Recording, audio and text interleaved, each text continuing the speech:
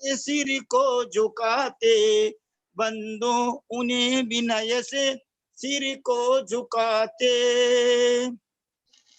स्वस्ति त्रिलोक गुरुवे जिन पुंगवाय, स्वस्ति स्वभाव महिमोदय सुस्थिताय, स्वस्ति प्रकाश सहजोर्जित दृङ्मयाय, स्वस्ति प्रसन्न ललिताद्भुत वैभवाय, स्वस्ति प्रसन्न ललिताद्भुत वैभवाय, स्वस्ति प्रसन्न ललिताद्भुत वैभवाय।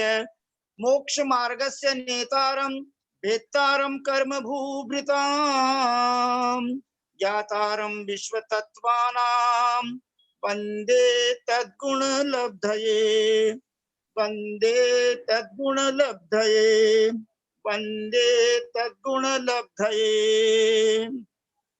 सम्यक् दर्शन ज्ञान चारित्राणि मोक्ष मार्गः तत्वार्थ श्रद्धानं सम्यक् दर्शनं तन्निसर्गादधिगमाद्वा जीवा जीवाश्रव बंध संवर निर्जरा मोक्षास्तत्वं नाम स्थापना द्रव्य भावतस्तन्यासः प्रमाण नयैरधिगमः निर्देश स्वामित्व साधनाधिकरण स्थिति विधानतः सत्संख्या क्षेत्र स्पर्शन कालांतर भावाल्प बहुत वैश्य।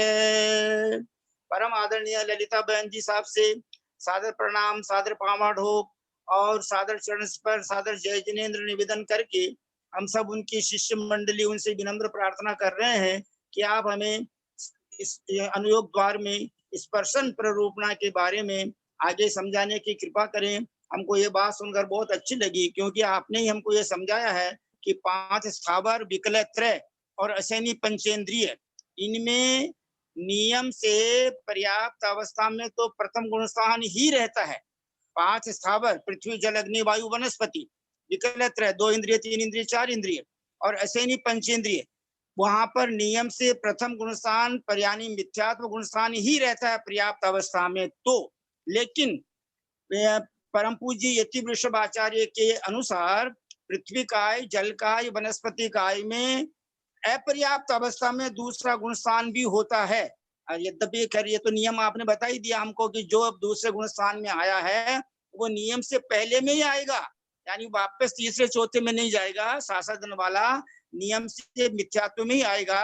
लेकिन ये नवीन बात सुनने को मिली, इस अपेक्षा से ऐसा भी चिंतन बन जाता है कि कोई स्वधर्म ईशान स्वर्ग वाला देव अथवा भवनवासी बंतर ज्योतिष देव देवी जो है दूसरे गुणस्थान में मरण करके उसका समय तो वहीं पूरा हो गया, लेकिन कैसा है अपर्याप्त अवस्था में। तो बहुत अच्छी बात बतलाई आपने। और आज गोबरसार कर्म कांड में भी जो आपने बहुत बढ़िया बढ़िया उदाहरण दिए हैं, तो हम सबके दिमाग में बहुत ये सारी बातें जो है फिट हो गई है। हम सब इसलिए आपके गुणों में अनुरक्त होकर के आपको विनम्रता से प्रणाम करते हुए आपसे विनम्र प्रार्थना करते हैं कि आप अपनी मंगलवाणी मंगल प्रवचन आप हमको सुनाने की कृपा करें। परम आदरणीय ललिता बहन जी साहब प्लीज।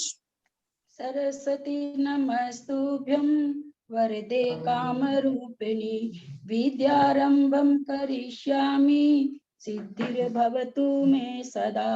द्वादशांग जिनवानी माता की जय। सत्संख्या अनुयोग द्वार ग्रंथ राज की जय। मुनि श्री प्रणम्य सागर जी महाराज की जय।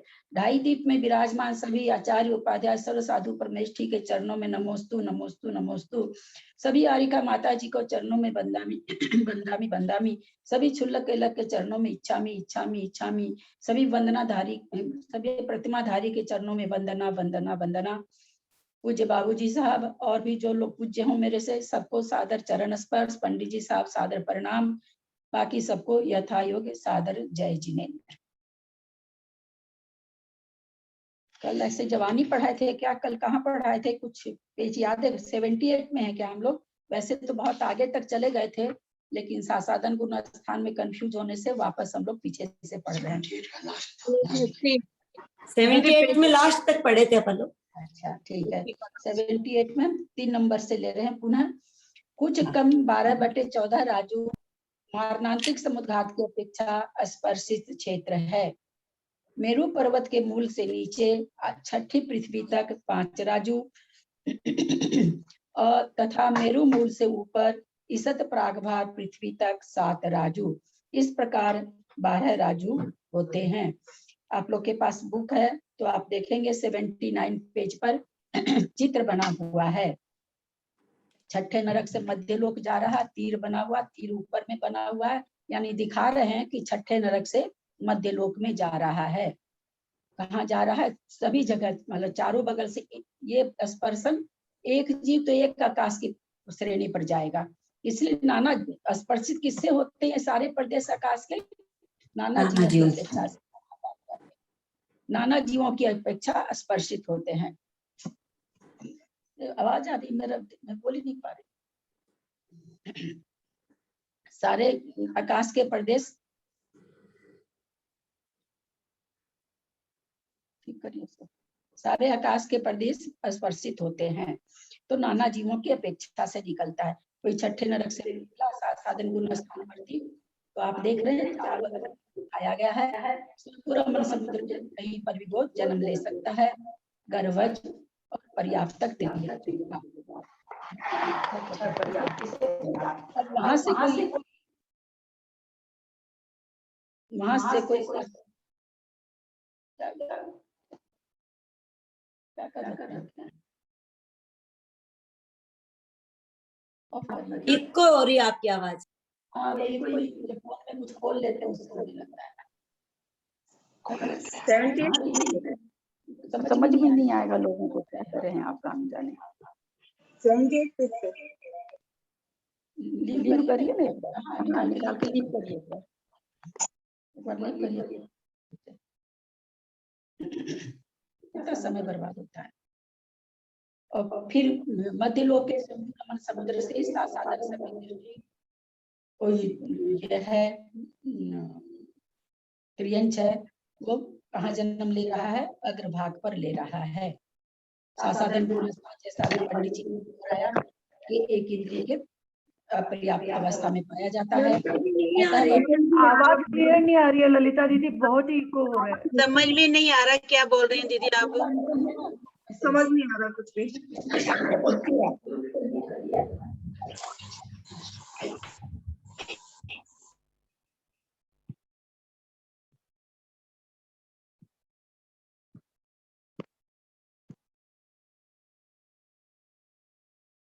हेलो ना, अभी भी इको हो रहा है। एक मिनट में फिर से ज्वाइन करती हूँ, ठीक है? लीव होके फिर से करती हूँ।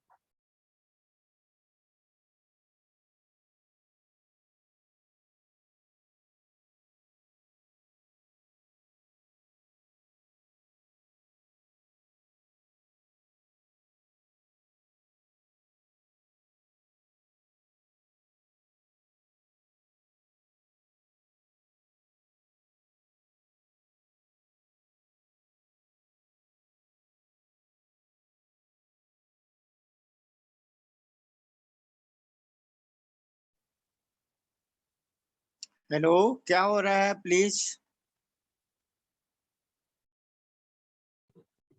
प्रणाम, जय लीव जिनेन्द्र। होकर वापस ज्वाइन हो रहे हैं ललिता जी। हेलो, ठीक है? अब ठीक है ललिता जी, अब क्लियर है, बिल्कुल क्लियर है। हाँ, तो कहते हैं छठी पृथ्वी से मध्यलोक तक साधन सब में दृष्टि नारकी मारणांतिक समुद्घात करते हैं। तो 5 राज्य हो गया छठे नरक से मध्यलोक तक। तीर में दिखा रखे हैं कि किस तरह से ऊपर मारणांतिक समुद्घात कर रहे हैं। इसके सेकेंड पेज पर 79 पेज पर मध्य लोक से लोक के अग्रभाग में बादर पृथ्वी कायिक, बादर जल कायिक, बादर वनस्पति कायिक में मारणांतिक समुद्घात होता है। तो यहाँ पर से जो ईसत पराग पृथ्वी है वहां पर से ऊपर तक कर रहे हैं, तो वो 7 राज्य हो गया। तो इस तरह से कहते हैं मिला करके 12 राज्यों का क्षेत्र बन जाता है। यहाँ सासादन गुण स्थान मात्र की अपेक्षा से स्पर्शन कहा है, इसलिए गति विशेष की कोई बात नहीं है। यहाँ ये नहीं निकाला जा रहा है, गति नहीं निकाली जा रही। क्यों नहीं निकाली जा रही? क्योंकि मारणांतिक समुद्घात है। नरक से तो नारकी कर रहा है और स्वयंभू रमन से त्रियंच कर रहा है। तो यहाँ ऐसा नहीं है कि किसी गति को लेकर, यहाँ केवल स्पर्शन बताया जा रहा है कि सासादन गुण स्थान में मारणांतिक समुद्घात में कितना स्पर्श होगा, कितने राजू का आकाश के प्रदेश स्पर्शित होंगे। कह रहे हैं केवल ये बताया जा रहा है। यह स्पर्शन अनेकानेक जीवों की अपेक्षा से है। जिन जीवों ने नरक से मध्य लोक तक स्पर्शन किया वे नारकी जीव अलग हैं, और जिन्होंने मध्य लोक से लोकांत तक स्पर्शन किया वे जीव शेष तीनों गति के हो सकते हैं। प्रश्न, यहाँ 7वीं पृथ्वी के नारकियों को मारणांतिक समुद्घात करा के नीचे 6 ऊपर 7 इस प्रकार 13 राजू को नहीं कहा। कह रहे कि आप 13 राजू भी तो कह सकते थे, 7वें नरक से निकाल देते, छठे के बजाय 7वें नरक का नारकी मारणांतिक समुद्घात कर लेता। तो उत्तर देते नहीं, क्योंकि 7वीं पृथ्वी के नारकी सासादिक गुणस्थान के साथ मरण या मारणांतिक समुद्घात भी नहीं करते हैं। मरण तो होता ही नहीं है, सम्यक्त्व के साथ में मिथ्यात्व के साथ ही होता है, लेकिन यहाँ पर कह रहे हैं कि मारणांतिक समुद्घात भी वे लोग सासादन गुणस्थान के साथ नहीं कर सकते हैं, इसलिए नीचे 7वें नरक से कथन नहीं बनेगा। सठखंडागम सिद्धांत सूत्रों के अनुसार सासादन सम्यक दृष्टि जीव एक इंद्रियों में उत्पन्न नहीं होते हैं, यानी वीरसेन आचार्य के हिसाब से एक इंद्रिय में जीव उत्पन्न नहीं होते हैं, किंतु वे उस गुण स्थान में मारणांतिक समुद्घात तो करते हैं। उत्पन्न तो नहीं होंगे उसके इसके साथ में सासादन गुण स्थान के साथ में, लेकिन कहते हैं कि सासादन गुण स्थान के साथ में वो ये मारणांतिक समुद्घात करते हैं। लेकिन कहते आयु क्षय के काल में सासादन गुण स्थान छूट जाता है। यहाँ पर आयु क्षय के काल में सासादन गुण स्थान छुड़ा रहे हैं, यति वृषभाचार्य पर्याप्त हो रहा है उस समय छुड़ा रहे हैं सासादन गुण स्थान। ये वीर सेनाचार्य यति वृषभाचार्य में ये अंतर है। अतः एक इंद्रियों में मात्र एक मिथ्यात्व गुण स्थान ही देखा जाता है। वीर सेनाचार्य की दृष्टि से उनको ये पसंद है कि अगर यहाँ पर मरण किया है, कोई एक इंद्रिय में जा रहा है, तो मरण के पहले ही वह मिथ्या दृष्टि हो गया। यति वृषभाचार्य का कथन है कि वहां पर पर्याप्त हो रहा है, उस समय उसका पर्याप्ति के पहले वो मिथ्यात्व में जाएगा। ये दो आचार्यों के दो कथन हैं, दोनों ही आचार्य सर्वोपरि हैं, दोनों के कथन बराबर में चलते हैं। देव पंचेंद्रिय तथा एक इंद्रिय में मारणांतिक समुद्घात और उपपाद करते हैं। क्या कहना, यहाँ देव जहाँ जो भी अच्छा लगती हो, यहाँ सामान्य कथन है देव। ये ऐसा नहीं सोच लीजिएगा कि भाई एक इंद्रिय में तो देव एक इंद्रिय में थोड़ी जाते हैं, जो जाते हैं उनके लिए कथन है। ऐसा नहीं समझ लेंगे कि आगे ऊपर के देव भी जाते हैं, इसलिए सामान्य कथन में इस तरह से देव गति के लिए कहा गया, तो भाई देव एक इंद्रिय में जाते हैं। सबको हम लोग को पता है भवंत्रिक और सौधर्म में सांस्वर के देव मारणांतिक समुद्घात भी करेंगे एक इंद्रिय में, और उपपाद भी वहां पर हो जाएगा। देव एक इंद्रियों में भी वायुकायिक तथा अग्निकायिक जीवों में उत्पन्न नहीं होते हैं। देव किसमें नहीं उत्पन्न होते हैं? वायुकायिक और अग्निकायिक जीवों में, तो उसमें ये मारणांतिक नहीं करेंगे। सासादन सम्यक दृष्टि देव त्रस नाड़ी के अंदर ही एक इंद्रियों में मारणांतिक समुद्घात करते हैं, बाहर। ये एक एक पॉइंट है, एक एक सिद्धांत है, इनको ध्यान से याद करना है।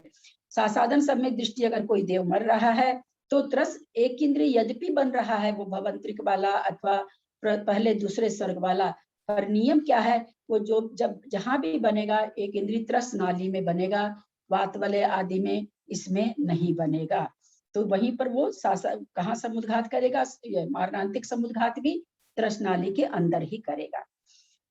तो ये तो हो गया ऐसे। अब नीचे कहाँ तक जा सकते हैं वो देव? तो लिख रहे हैं भवनवासी लोक के मूल भाग से ऊपर तथा चित्रा पृथ्वी के ऊपरी भाग से 1 लाख योजन नीचे जाकर तक देव। यानी कहाँ तक ले जा रहे हैं? चित्रा पृथ्वी के ऊपरी भाग से 1 लाख योजन। कहाँ पर बनता है 1 लाख योजन? चित्रा पृथ्वी से 16,000 तो खर भाग हुआ, 84,000 पंख भाग हुआ। यानी पंख भाग के निचले हिस्से में चूंकि पृथ्वी है, वहां पर जाकर के ये मारणांतिक समुद्घात कर सकता है देव एक इंद्रिय में बनने के लिए। और क्या करें? 1000 योजन नीचे तक त्रियंच सासादन सम्यक दृष्टि जीव मारणांतिक समुद्घात करते हैं। जो त्रियंच होंगे वो कहाँ तक करेंगे? यानी अबहल बहुभाग में भी नीचे पंख भाग से 1000 नीचे तक जाकर के वे नहीं, सॉरी, चित्रा पृथ्वी वहां नहीं, पंख भाग में तो जा ही नहीं सकते सासादन। भाग में, मूल भाग में, ये जो मेरू पर्वत का जो मूल भाग है चित्रा पृथ्वी के अंदर अंदर ही वे जन्म ले सकते हैं। आगे हम लोग पहले शायद पढ़ चुके हैं। तो त्रियंच मारणांतिक समुद्घात कहाँ तक करेगा? मेरु पर्वत के मूल तक। और देव कहाँ तक करेगा मारणांतिक समुद्घात? पंख भाग के नीचे वाले क्षेत्र तक करेगा। पंख भाग में ही, अबुल भाग में नहीं करेगा। यानी देव ज्यादा नीचे तक जाता है, जबकि त्रियंच उल्टे चित्रा पृथ्वी जो 1000 योजन मोटी है वहीं तक जन्मता है, वहीं तक मारणांतिक समुद्र अगर एक इंद्री में जन्मे तो। यानी देव, इससे क्या विवक्षा निकली कि देव और नीचे तक जा सकते हैं, जबकि त्रियंच सासादन ये ध्यान हमेशा रखेंगे, जिस गुण स्थान का वर्णन हो उसी गुण स्थान में लगाना है। देव कहाँ तक जाएंगे? पंख भाग के निचले स्तर तक। और त्रियंच अगर होंगे तो कहाँ तक? चित्रा पृथ्वी के मूल तक। चित्रा पृथ्वी के जहाँ मतलब मेरु के मूल तक, 1000 योजन की चित्रा पृथ्वी है वहां तक। ये दोनों ही एक इंद्र ही बनने जा रहे हैं ना? हाँ, अगर एक इंद्रिय बनते हैं तो। हाँ, अगर एक इंद्रिय बनते हैं। देव सूक्ष्म एक इंद्रियों में तथा विकलेंद्रियों में भी उत्पन्न नहीं होते हैं, है ना। विकलेंद्रियों में देव एक इंद्रिय में तो जाते हैं, पर विकलेंद्रियों में नहीं जाते हैं, और सूक्ष्म भी नहीं बनते हैं। जब भी बनेंगे तो बादर बनेंगे। उपपाद पद की अपेक्षा सासादन सम्यक दृष्टि जीवों का स्पर्शन कुछ कम 11/14 राजू है। उपपाद पद की अपेक्षा हमने मारणांतिक समुद्घात की अपेक्षा कितना जाना? 12/14। ये दो ही स्पर्शन ज्यादा हम लोग को, मतलब थोड़ा उपपाद और भाव में हो जाता है, मारणांतिक और भाव में होता है, तो थोड़ा सा कंफ्यूजन होता है। तो हम मारणांतिक तो घटाए 12/14 राजू। ऐसे घटाए थे, छठे नरक का नारकी स्वयंभू रमन में कर रहा है मारणांतिक समुद्घात, और स्वयंभू रमन का त्रियंच कहाँ कर रहा है? ऊपर ईसत प्राग भार पृथ्वी के जल काय और पृथ्वी काय वनस्पति काय में कर रहा है। तो 12 राजू मारणांतिक का घटा थे। अब कह रहे हैं लेकिन उपपाद कितना घटेगा? तो कह रहे हैं 11/14 राजू क्षेत्र है। भव के प्रथम समय में उत्पन्न होने का नाम उपपाद है, यानी जहां मरण किया वहीं पर उपपाद कहलाएगा। वह उपपाद यदि जन्म स्थान पर मानेंगे तो कभी राजू प्रमाण क्षेत्र बन ही नहीं सकता, और ऐसा सर्वदा होता भी नहीं है कि वही मरण जन्म स्थान जहां पर पर्याप्ति पूर्ण करके पैदा हो रहा है। तो कहते हैं कि अगर आप उसी को वहां पर उसी को जन्म स्थान मानेंगे, जैसे कोई जीव स्वयंभू रमन में मरा जन्म ले रहा है, कहाँ? देव में ले रहा, उत्पाद कर रहा है। तो अगर देव में जहां उत्पाद कर रहा है, जिस उत्पाद सैया पर कहते हैं, उस स्थान को अगर आप मानेंगे उपपाद स्थान, तो घटेगा ही नहीं स्पर्शन। स्पर्शन कब घटता है? जहां मरण कर रहा है वहां से जहां जन्म ले रहा है वहां तक के जो करते हैं गणना, तो वो स्पर्शन माना जाता है कि वहां से वो जीव वहां गया। वो चीज यहाँ पर कहना चाह रहे हैं कि अगर ऐसा हम मानेंगे कि जहां पर जन्म लिया है जीव वही उपपाद स्थान है, तो फिर स्पर्शन घटेगा ही नहीं। उपपाद का राजू में क्षेत्र विग्रह गति में वर्तमान जीवों की अपेक्षा ही बनेगा। यहाँ पर मरण किया त्रियंच, यहीं पर देव का उपाद हो गया, और वो विग्रह गति में जाते हुए, तो कहते हैं विग्रह गति के क्षेत्र को जब लेंगे तब उपपाद का क्षेत्र बनेगा, ऐसे उपपाद का स्पर्शन नहीं बनेगा। जैसे यहाँ सासादन सम्यक दृष्टि का 11/14 राजू उत्पाद बनाया है, वह भी दो भागों को मिलाकर बनता है। कैसे बनता है आगे बताएंगे। मेरु तल से नीचे छठी पृथ्वी तक 5 राजू, और ऊपर आरण अच्युत कल्प तक 6 राजू। इस तरह 11 राजू ऊंचाई तथा 1 राजू जगत प्रतर प्रमाण, कुल क्षेत्र कुछ कम 11/14 राजू घन प्रमाण हो जाता है। यहाँ पर क्या कहना चाह रहे हैं? कुछ कम 11 राजू में कुछ कम जगत प्रतर, तीसरे नरक का जो नीचे का 1000 योजन है उसमें कोई जीव नहीं पाए जाते हैं। नारकी 1000 योजन से 1000 योजन के ऊपर उन लोग के बिल रहते हैं। तो कहते हैं कि वो 1000 योजन जो जगत प्रतर हुआ उसका उतना कम 11/14 राजू स्पर्शन होता है। अब यहाँ पर ये मारणांतिक में तो वो 1 राजू कौन सा घटा? मारणांतिक में 12 राजू बोले थे ना, 12/14।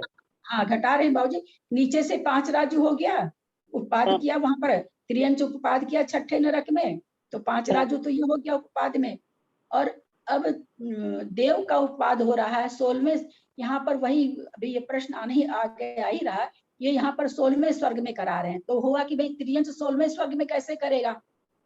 तो त्रियंच देव का उत्पाद नहीं कराएंगे, त्रियंच का उत्पाद देव में कराएंगे, यानी त्रियंच उत्पन्न होगा देव में। कोई 12वें स्वर्ग का देव गया हुआ है 16वें स्वर्ग में, और 16वें स्वर्ग में जाने पर उसका मरण हो जाता है, वो साधन पुनः स्थान बढ़ती है, और वो स्वयंभू रमन का त्रियंच बनता है। तो आरन अर्जुन 6 राजू है, तो 6 राजू ये, 5 राजू ये, इस तरह से 11 राजू बनता है। वो भी प्रश्न उठा रहे हैं यहाँ पर बाबूजी। दीदी तो कहते ऊपर, तो जैसे हमने अभी कहा कि अच्युत कल्प में कोई देव का मरण हो रहा है और वहां त्रियंच का उपपाद हो रहा है, तो यहाँ पर 11 राजू घट रहा उपपाद का। तो यहाँ पर ये प्रश्न कर दिए, ऊपर अच्युत कल्प तक 6 राजू स्पर्शन उपपाद की अपेक्षा कैसे बनेगा?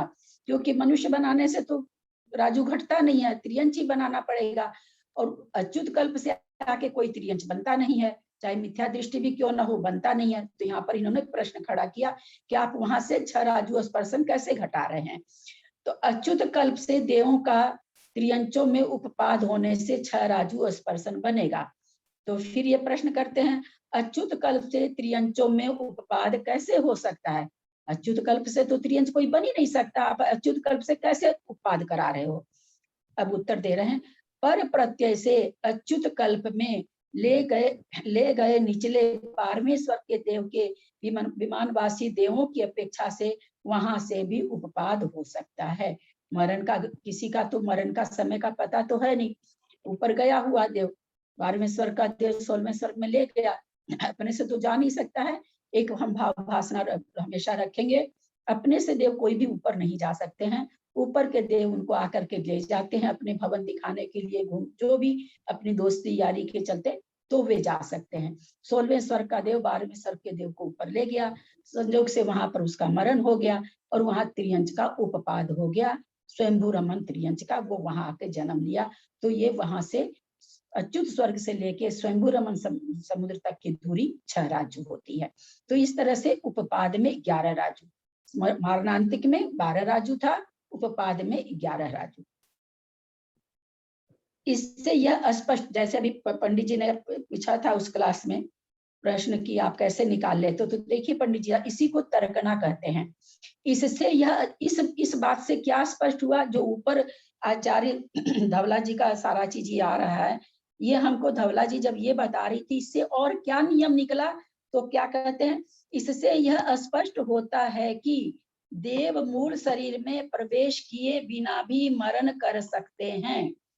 जब शुरू में पंडित जी हम लोग पढ़े इसको, तो सबसे पहले ये प्रश्न खड़ा हुआ कि उसका वैक्रियक शरीर है, वो वहां से मरण कैसे करेगा? तो क्या क्या सुंदर, देखिए इस सिद्धांत से क्या सिद्धांत निकल गया कि वो विक्रियक शरीर में गया हुआ देव भी मरण को, मूल शरीर में प्रवेश किए बिना मरण को प्राप्त हो सकता है। अब कैसे सिद्धांत से सिद्धांत निकलते हैं पंडित जी साहब, वो हम कहना चाह रहे हैं कि इस सिद्धांत से ये सिद्धांत निकल गया। नहीं तो यही था दिमाग में कि देव तो अपने मूल शरीर में प्रवेश करके ही मरण को करेंगे, ऐसा था बना हुआ। तो वो यहाँ पर समझा रहे हैं, इससे यह स्पष्ट होता है देव मूल शरीर में प्रवेश किए बिना भी मरण कर सकते हैं। अब देखिए यहाँ भी 2 मत हैं, कुछ आचार्य ऐसा मानते हैं, कुछ आचार्य नहीं मानते हैं। किन्हीं के मत से देव नियम से मूल शरीर में प्रवेश करके ही मरण करते हैं। तो क्या हो जाएगा अगर ऐसा होगा, तो उपपाद का स्पर्शन कितना हो जाएगा, बताएं तो कौन बताएंगे? अगर देव 16वें स्वर्ग में जाके मरण नहीं कर सकता, अपने मूल शरीर में ही आके करेगा, तो उपपाद का स्पर्शन कितना होगा? 10/14 10 हो जाएगा, 10 होगा, क्योंकि एक हाँ, एक राजू ऊपर के स्वर्ग का। तो यानी किन्हीं के मत से तो 11/14 राजू स्पर्शन है उपपाद पद में सासादन गुण स्थान वाले का, और किन्हीं के मत में 10/14 राजू। बहुत सुंदर आप लोग समझे, मुझे बहुत खुशी हुई आज। उनके अभिप्राय से स्पर्शन 10/14 राजू होगा। इसी प्रकार जिनके यति विश्वाचार्य आदि के मत से सासाधन सम्यक दृष्टि एक इंद्रियों में उत्पन्न होते हैं, उनके अभिप्राय से 12/14 भाग उपपाद का। अब ये क्या कह रहे हैं कि उपपाद का भी 12/14 बन जाएगा। किनके दृष्टि से? यति वृषभाचार्य की दृष्टि से। कैसे बनेगा? छठे नरक से। छठे नरक में कोई त्रियंच उपपाद किया, 5 राजू बन गया, और कोई वहां पर त्रियंच मर रहा है, वो एक इंद्रिय यशत प्रागभार पृथ्वी का एक इंद्रिय जीव का वहां पर उपपाद हो गया, जो कि एक इंद्रिय में जाके जन्मेगा। तो उपपाद भी 12 राजू हो गया यति वृषभाचार्य की दृष्टि से। हमें यहाँ 3 दृष्टि मिली उपपाद की, 12/14 यति वृषभाचार्य के हिसाब से, 11/14 जो ये मानते हैं कि देव मूल शरीर में प्रवेश किए बिना मरण कर सकते हैं, उनके हिसाब से। जो ये मानते हैं कि देव मूल शरीर में प्रवेश करके ही मरण को प्राप्त, मूल शरीर से ही मरण को प्राप्त करते हैं, उनकी दृष्टि से 10/14 है। ये 3 विवक्षण हमको उपपाद योग का, उपाद पद का हमें मिला। समझ में आया होगा? आगे चलें। दीदी एक बात बताइए दीदी, जैसे अभी जो जहाँ पर मरण होता है कि वहीं पर जन्म कैसे होगा, बात कैसे होगा? वहां पर उत्पाद कैसे होगा? वही उत्पाद हो जाता है ना। नई आयु तो वही चालू हो जाती है ना। अच्छा, जहाँ उस अपेक्षा से जहाँ पर जब आयु बंद होता है उस अपेक्षा से उपपाद करेगा?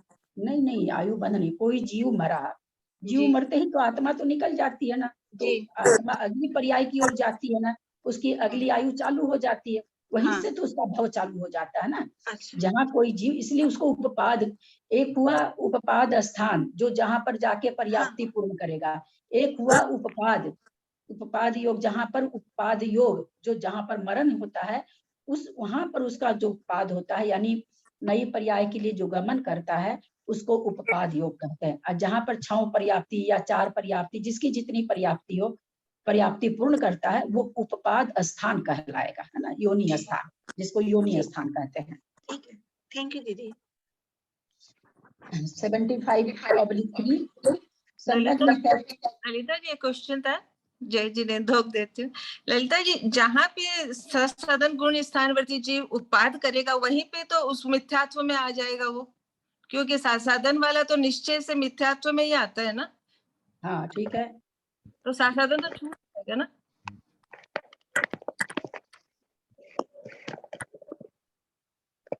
जहाँ हाँ,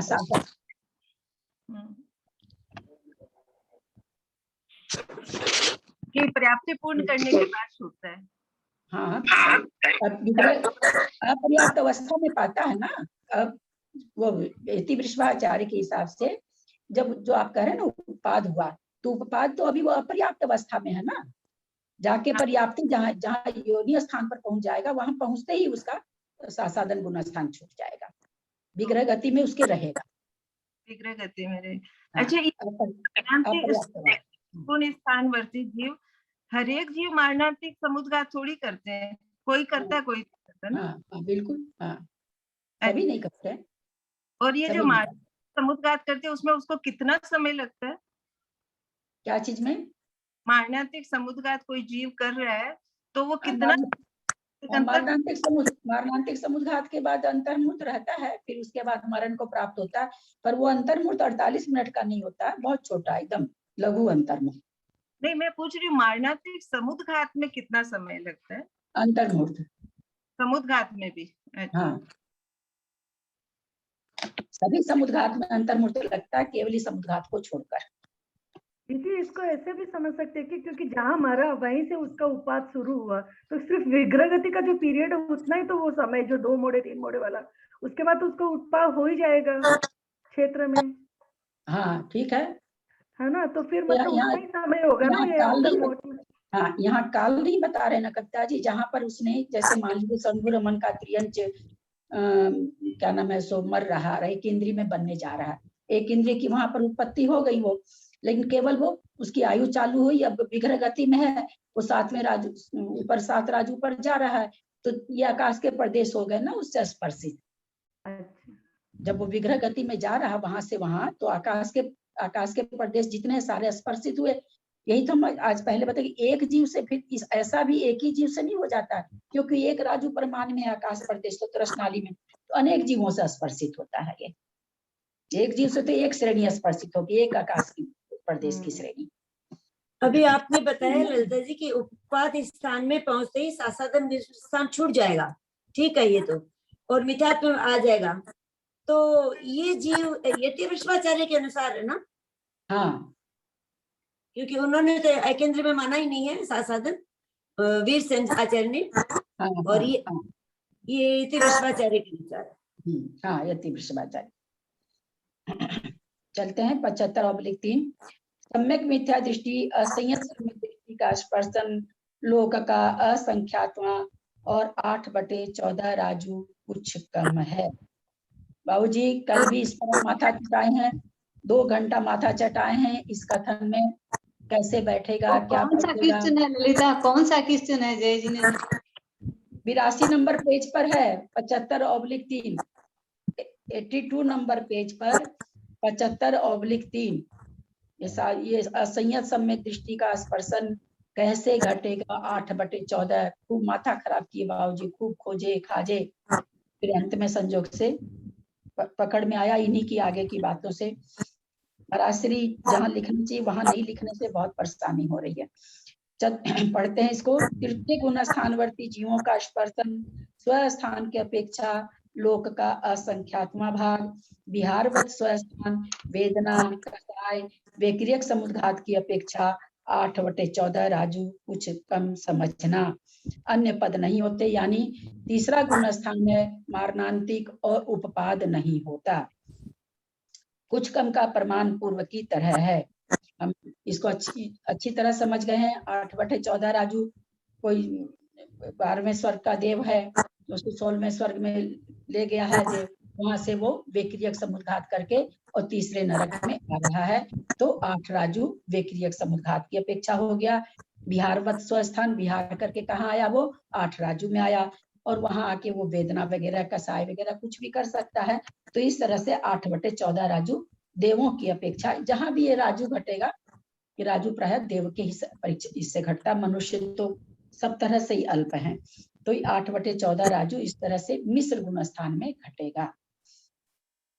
चतुर्थ गुण स्थानवर्ती जीवों का स्पर्शन सबसे ज्यादा समझने में इस किताब ग्रंथराज को दूसरा और चौथा गुण स्थान में ही होती है। ये 2 गुण स्थान समझने में बहुत परेशानी होती है। चतुर्थ गुण स्थान वर्ती जीवों का स्पर्शन स्व स्थान की अपेक्षा लोक का असंख्यात्मा भाग। चौथे गुण स्थान वर्ती है, कोई भी है, चारों गति के जीव हो सकते हैं चौथे गुण स्थान में, तो उनका स्पर्शन बोलते स्व स्थान की अपेक्षा तो लोक का असंख्यात्मा भाग है। जहां जन्म लिए वहीं रहना, इसलिए स्वस्थान तो लोक का असंख्यात्मा भाग हो गया। बिहारवत स्वस्थान वेदना कसाय वैक्रियक और मारणांतिक समुद्घात की अपेक्षा 8/14 राजू से कुछ कम है। असंयत सम्यक दृष्टि देव है, मिथ्या दृष्टि तो है नहीं। एक पहले स्वर्ग दूसरे स्वर्ग के भी मिथ्या दृष्टि देव रहते, तो उसको हम एक इंद्रिय में जन्म करके और 8/14 राजू घटा देते। यहाँ सम्यक दृष्टि देव हैं, चाहे वो पहले स्वर्ग के हों चाहे कोई भी देव हो, किसी भी स्वर्ग के, सब असंयत सम्यक दृष्टि है। इनका जन्म कहाँ होगा, नियम से मनुष्य में होगा और कहीं नहीं हो सकता। अब हम समझें कि ये कैसे घटेगा, ये सारे स्थान कैसे घटेंगे। तो बिहारवत स्वस्थान असंयत सम्यक दृष्टि हम लोग पहले जान चुके हैं कि संबोधन करने के लिए सम्यक दृष्टि देव भी आते हैं, मिथ्या दृष्टि देव भी आते हैं, देवियां भी आ सकती है। ऐसा हम लोग पहले किताब शुरू करने के पहले, ग्रंथ शुरू करने के पहले ही इस शंका का समाधान कर चुके थे। तो कोई भी आ सकते हैं। असंयत सम्यक दृष्टि देव है, लेकिन वो 16वें स्वर्ग गया हुआ है, वहां से वो तीसरे नरक में आ रहा है संबोधन करने के लिए। तो बिहारवत स्वस्थान हो गया, वेदना कसाय भी हो गया और वैक्रियक भी हो गया, क्योंकि विक्रिया करके आ रहा। अब अपने को समझना है कि मारणांतिक समुद्घात कैसे घटे, क्योंकि मारणांतिक समुद्घात 12वें स्वर्ग का देव भी करता है, 16वें स्वर्ग का देव भी अगर करता है 16वें स्वर्ग का देव भी अगर करता है तो कहाँ करेगा, कहाँ करेगा 16वें स्वर्ग का देव मारणांतिक समुद्घात, किस क्षेत्र में करेगा, मनुष्य लोक में करेगा। मनुष्य लोक में करेगा, क्योंकि और कुछ बनता नहीं वो। तो मनुष्य लोक में जब कर रहा है तो फिर ये कैसे मारणांतिक समुद्घात को 8/14 राजू घटा रहे हैं? इसको हम इसी में 87 पेज आप लोग निकालें, 87 पेज निकालें। 87 पेज में ऊपर लिखा हुआ है उत्तर। अंतिम द्वीप समुद्र के लिए मारणांतिक समुद्घात करने वाले जीव पहले ऊपर की ओर गमन करके फिर इन असंख्यात द्वीपों में प्रवेश करेंगे, पीछे तिरछे जाकर गमन करेंगे तथा पुनः इसी प्रकार लौट आएंगे। अतः संपूर्ण तिर्यक लोक में प्रवेश और निर्गमन होने से यह क्षेत्र स्पर्शित होता है। यह हम इसलिए आप लोगों को पढ़ने कहे, हम लोग ये नहीं जानते थे कि मारणांतिक समुद्घात करने वाला भी मोड़ा लेता है। ये भाव भासना आज तक नहीं थी और बहुत घटाने की कोशिश कर रहे थे कि भाई मारणांतिक समुद्घात में अगर मोड़ा नहीं घटाएंगे तो ये कथन, ये 8/14 राजू नहीं बैठेगा। अब मोड़ा घटा रहे हैं तो मारणांतिक में मोड़ा होता है कि नहीं होता है, पकड़ में नहीं आ रही थी बात। बाबूजी गूगल पर बहुत खोजा, बहुत अभी महाराज जी से तो नहीं पूछे, अपने ही पहले पूरी मेहनत कर लेते बाबूजी। अच्छा नहीं लगता है हर बात महाराज जी को रत्नत्रय में उनके बाधा डालें बार बार। संजोग से पलटते पलटते तो वहां जाके हम लोग को समझ में आया कि मारणांतिक समुद्घात करने वाला जीव मोड़ा ले सकता है। अब यहाँ 8/14 राजू कैसे घटाएं?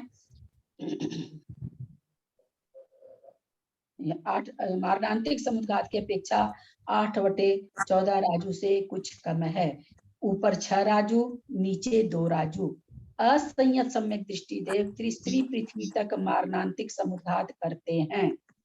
असंयत सम्यक दृष्टि देव तीसरी पृथ्वी तक मारणांतिक समुद्घात करते हैं तो नीचे 2 राजू बनता है। ये कुछ कम के लिए पूर्व की तरह तीसरे नरक का 1000 योजन कम करना चाहिए। विशेषता इतनी है कि उपपाद पद की अपेक्षा कुछ कम 6/14 राजू जानना, क्योंकि प्रथम नरक के ऊपरी भाग को छोड़कर नीचे असंयत सम्यक दृष्टि का उपपाद क्षेत्र नहीं पाया जाता है। ये किस तरह से निकाल रहे हैं मारणांतिक समुद्घात? नीचे तो कह रहे हैं 2 राजू, ऊपर 6 राजू। कोई देव नीचे आकर के और तीसरे नरक आया तो उसका वैक्रियक समुद्घात से 8 राजू तो हो गया। मारणांतिक समुद्घात को नीचे से आके कर रहा है तो नीचे का 2 राजू, और वो मतलब यहाँ पर मारणांतिक समुद्घात करते हुए चूंकि नरक तो 1 राजू में है, मनुष्य लोग 45 लाख योजन में है, तो 1 राजू से पहले सीधे तीर की जैसे ऊपर जाएगा मध्य लोक में तीर के जैसे सीधे जाके फिर वो मनुष्य लोक में जहां जन्म लेगा मोड़ा लेके जाएगा, फिर वापस पुनः वो उसी रास्ते से वापस आएगा। तो इस तरह से उसका मारणांतिक समुद्घात में 8 राजू बन जाता है। आप समझिएगा फिर से, कोई 16वें स्वर्ग, कोई 12वें स्वर्ग का 12वें स्वर्ग का देव, 1 मिनट, 12वें स्वर्ग का देव नीचे आया हुआ है, वहां से वो मारणांतिक समुद्घात कर रहा है। तो चूंकि असंयत देव है, असंयत देव तो मनुष्य लोक में ही करना चाहिए।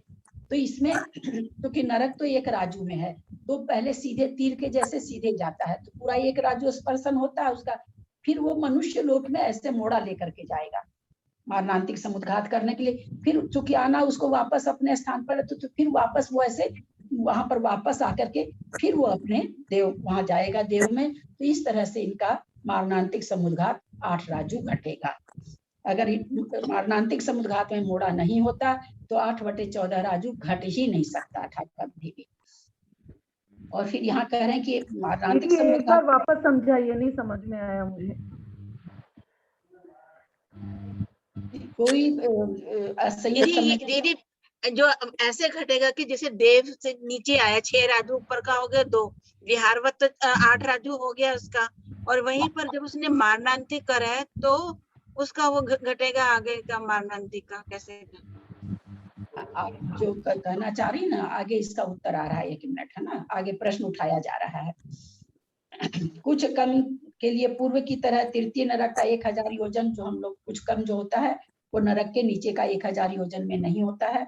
उसमें नारकी नहीं रहते हैं, वहां मारना, वहां कोई देव नहीं जाता है, इसलिए कुछ कम वो होता है। विशेषता इतनी है कि उपपाद पद की अपेक्षा कुछ कम 6/14 राजू स्पर्शम जानना। सो हम लोग जानते ही हैं असंयत सम्यक दृष्टि देव है और वहाँ 16वें स्वर्ग का है, और वहां से वो उपपाद तो मनुष्य में कर रहा है, लेकिन वो पहले उपाद पद में भी उसी तरह से वो सीधा जा करके पहले वो सीधा आएगा और फिर वो तिरछा, सारे इसमें आगे चित्र आने वाले हैं, अभी बताऊं क्या, 1 मिनट। देखिए यहाँ इसी पर है 84 पेज पर, देखिए 84 पेज पर देखिए, असंयत सम्यक दृष्टि गुण स्थान में उपाद पद के द्वारा स्पर्शन 6 राजू कैसे घट रहा है। असंयत सम्यक दृष्टि, असंयत सम्यक दृष्टि नारकी है इसमें 6ठे नरक में, और वो जाकर के ऊपर जा रहा है। तो ऊपर जाने के पहले वो ऐसे, चूंकि वो तो 1 राजू में है नरक, अब मध्य लोक, मनुष्य लोक 45 लाख योजन में है, तो पहले वो सीधा जाता है, फिर वो एकदम तीर के साथ सीधे जाकर के यहाँ पर उपाद कर लेता है। और ऊपर के जो स्वर्ग, ऊपर के जो आ रहे हैं देव वगैरह, वो आप देख रहे हैं कि वो यहाँ से स्वयंभू रमन से जो जाके ऊपर जन्म ले रहा है। असंयत सम्यक दृष्टि देव का जो देव का उपाद कराना है हमको, तो असंयत सम्यक दृष्टि आप तीर से समझिए कि पूरे लोक से त्रियंच मर रहा है, पूरे मध्य लोक से त्रियंच में देव का उपाद हो रहा है, और वो जाके चूंकि असंयत सम्यक दृष्टि देव का उपाद कराना है, तो वहां पर जाके वो 16वें स्वर्ग में जन्म ले रहा है वो देव। असंयत सम्यक दृष्टि देव का उपाद तो किसमें करा रहे हैं, असंयत सम्यक दृष्टि त्रियंच में। असंयत सम्यक दृष्टि मरण कर रहा है, उसमें असंयत सम्यक दृष्टि देव का उत्पाद हो रहा है, तो वो उस तरह से ऊपर 6 राजू, स्वर्ग का 6 राजू उपपाद की अपेक्षा से यहाँ पर घटा रहे हैं कि किस तरह से 6/14 राजू होता है। और इसका भी अभी चित्र आगे आएगा, अभी बताते हैं कहाँ पर आएगा।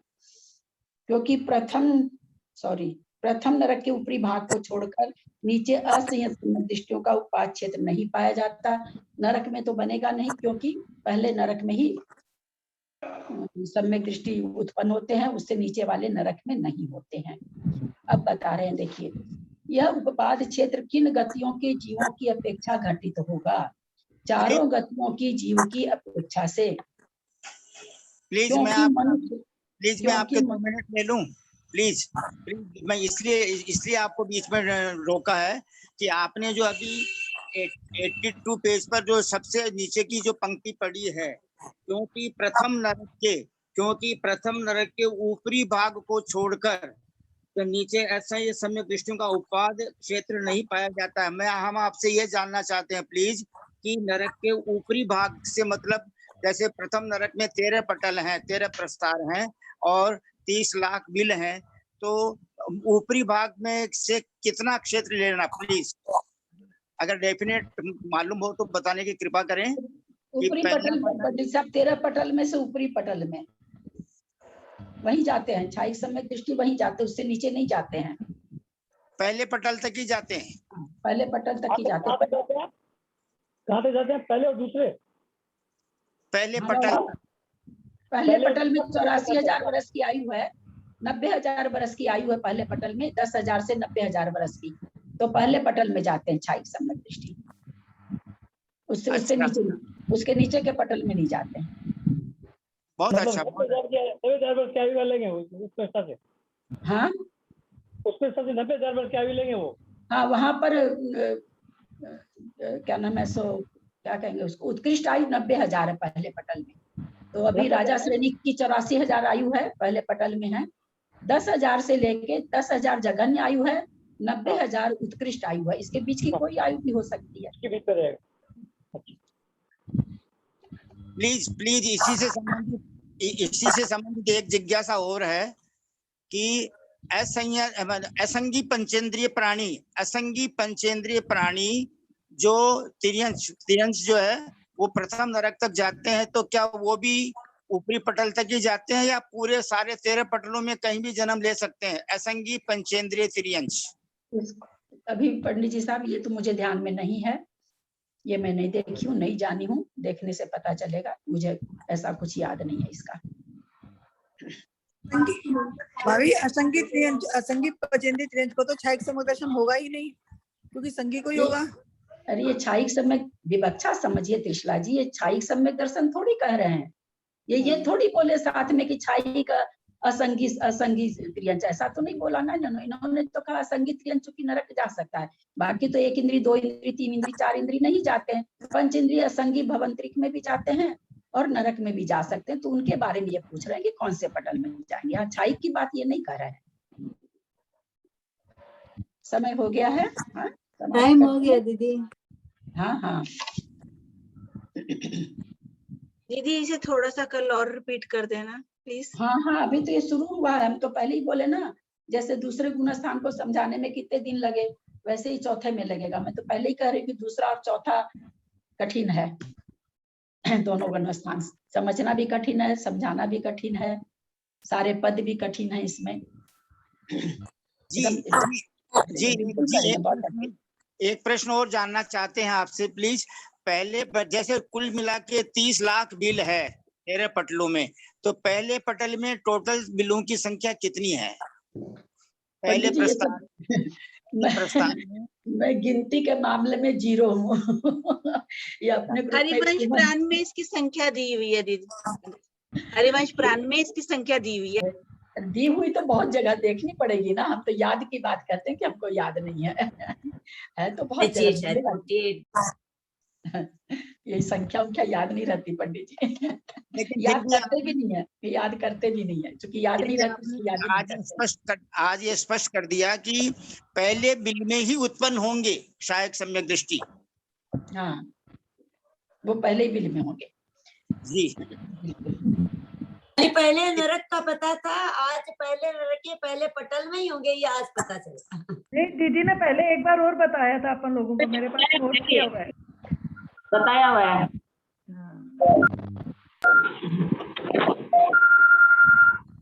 करते हैं मंगलाचरण वो करते हैं, स्तुति करते हैं।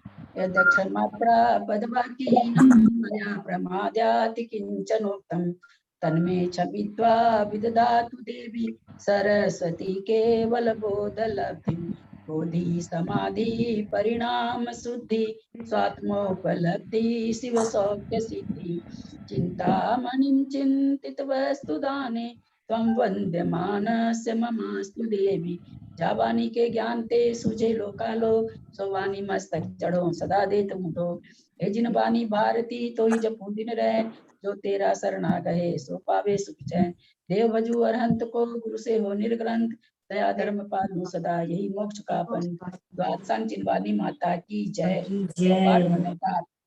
प्रणाम ललिता जी, प्रणाम पंडित जी साहब, सबसे जय प्रणाम, सभी बड़ों को प्रणाम, सभी को जय। प्रणाम ललिता जी, प्रणाम सबको जय जिनेंद्र।